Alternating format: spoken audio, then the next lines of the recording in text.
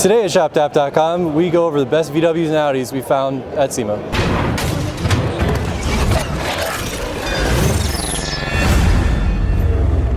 Here we have a 2014 Beetle. This car was built by HPA. They brought it down, they're out of Canada, so if you're not familiar with them, they build a lot of cool stuff like this. This is a 3.2 swap with all-wheel drive, and it has a turbo on it. So it's 705 horsepower, 800 pound-foot of torque.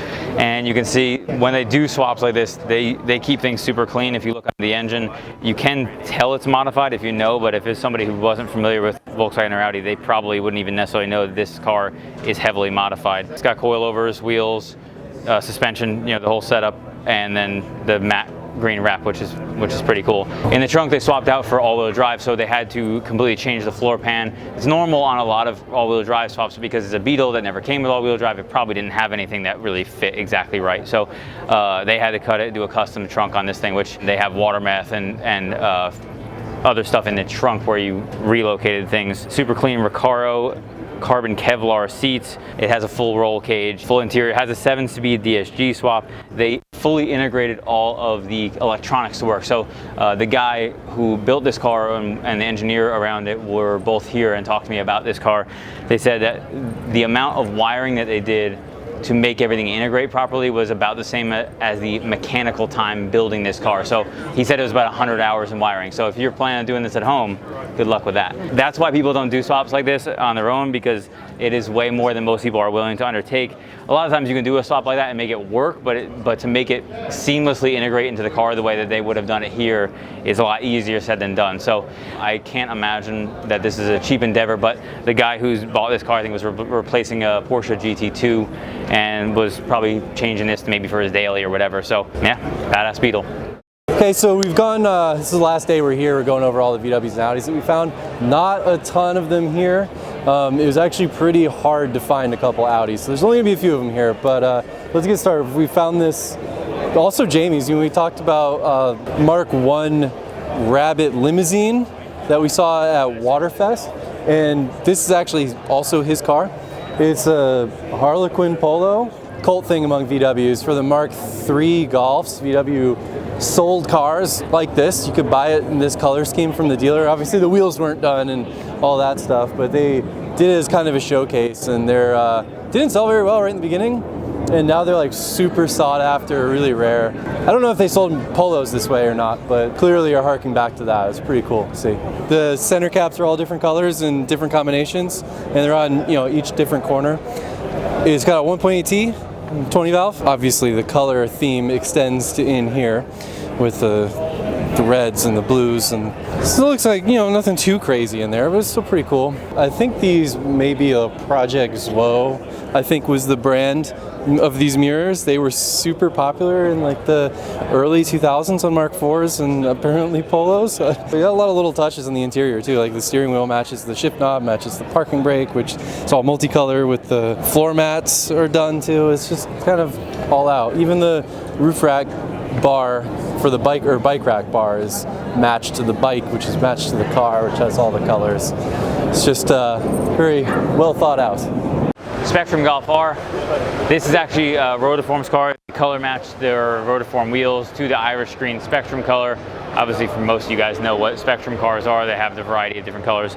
This car has an Oettinger front end as far as lip spoiler, side skirts, also rear spoiler. They have the 380 big brake kit, but this is actually a carbon setup, which don't even know that Racing Line offers as a retail product. I think he probably went custom direct with them to put this together. Oettinger rear spoiler with these added lips on there, and then when we come around to the back, facelift LED taillights, and the lower spoiler as well from Oettinger, and then Oettinger exhaust on that. All around clean build, nothing crazy over the top obviously for SEMA, but really well done car.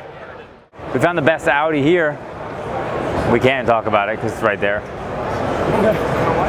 Okay, this is a 1960 Renault Dauphine, I guess, probably pronouncing that wrong. First of all, it looks pretty sweet. It's got wide fender flares and, you know, whatnot. It's got the vents in the door.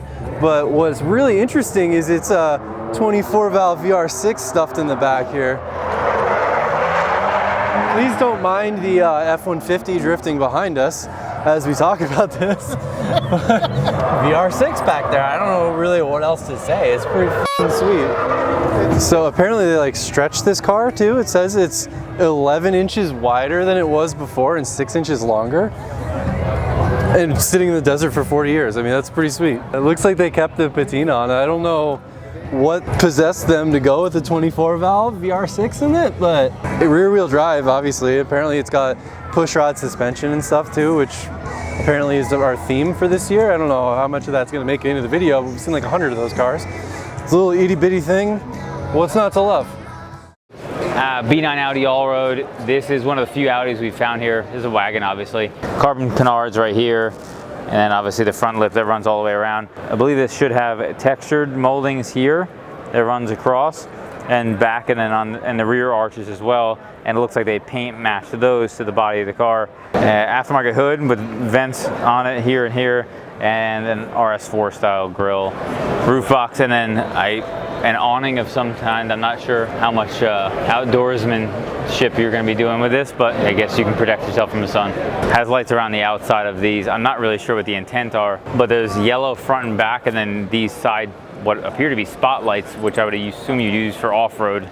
There's no way this thing's going off-road anywhere. I guess it's off the road right now.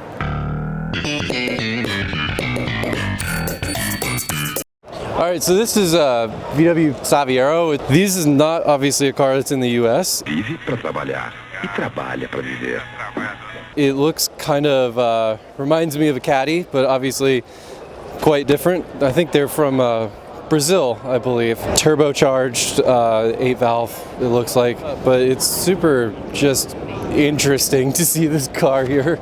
The seats inside are sweet. It reminds me of like a tweed jacket that a professor would wear. Barred window, like this thing is sweet. I love the little wing, or spoiler I guess it would be. Bed has like a panel in it. I wonder if that's something they did to get it low. Normally, you know, it'd have ribs and not this weather stripping around the end of it.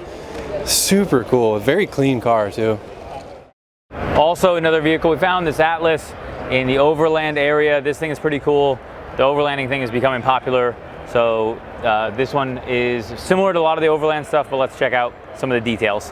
One requirement whenever you have an overland vehicle is to make sure you put a topographical map in vinyl on at least one side of it to ensure people know that you overland. These wheels, they are not VW. They put a VW center cap in there, which I think makes a good look.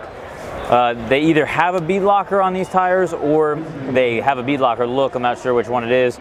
And bead lockers are so you can drop your tire pressure real low for off-road purposes and still have the tire not spin off when you're doing that. So they do that on drag tires as well. A big thing with overland vehicles is a lot of them have a ton of lighting. So you have LEDs here, also in the front and around all sides of it, including mounted on the rear spare, there's an LED. And then as any overland vehicle, there's a tent up top. This one actually is pretty big and much longer than most of the ones I've seen. And then it has the access port on the opposite side. A lot of them I've seen a bunch of variations, but this one looks a slightly different setup and climb in from the driver's side. There are not a ton of Audis here, but props to our boys from IE for bringing out this minty fresh RS3 looking awfully minty. Let's take a look around. This is AccuAir's car, so obviously it is on air ride. Crazy roll cage all the way through, powder coated. All the trim around the inside matches, really beautifully done. And seats have diamond stitching in there, two-tone. These are not the factory seats either. So very big spoiler. This thing's pretty cool. Integrates in to the rear window here and then comes off the trunk. It does appear to be missing door panels, probably because they couldn't fit them with the cage welded in there. So this thing actually has like an all-the-way cage. This is not really just a cosmetic cage. So I don't know if maybe he tracks this thing when it isn't in show mode. He has no problem tilting his vents out to put a cage in. Here we have a facelift Sport Wagon. This car, actually, we know this guy. I've spoken with him a few times. He works at a shop that they do diesel truck stuff, but he drives this car. So, and new speed wheels. Looks like he had some custom center cap done, big brakes, and then they powder coated orange. Kind of has an orange gray theme around the whole thing, which is pretty cool. I know that's I think that's the color scheme of the company. Inside the headlights too, they did orange theme, which I assume they probably split these things in half to even make the orange theme across there, and then it has the orange theme on the side as well. We had obviously the same kind of setup on the Mark 7 when we had it. And here we have a Corrado. I assume it's a 90 Corrado, and it's a G60, so let's take a look around. Corrados have a speed sensitive spoiler that goes up and down with speed, or you can manually push it up or down. And then matching spare inside the trunk, a kind of a half cage setup because it's on air here, and there's your air tanks and the brace along the back. Everything's paint matched with the blue-white theme. White interior rewrapped factory door panels with white to match. Under the hood, 1.8 8-valve G60 engine. Has an upgraded supercharger. Not heard of this company before. Sprintex twin screw. So normally there's some different options for charger upgrades on these. This one looks like it's a little bit different. Air to water intercooler here. All this stuff's again powder coated white to match. They have strict valve cover. I've not seen that before on a 8-valve. The reservoir tank there also all powder coated white. So it's really clean. You know, it has a big lip on the front end of it, and then they have the blue, yellow lights on the front.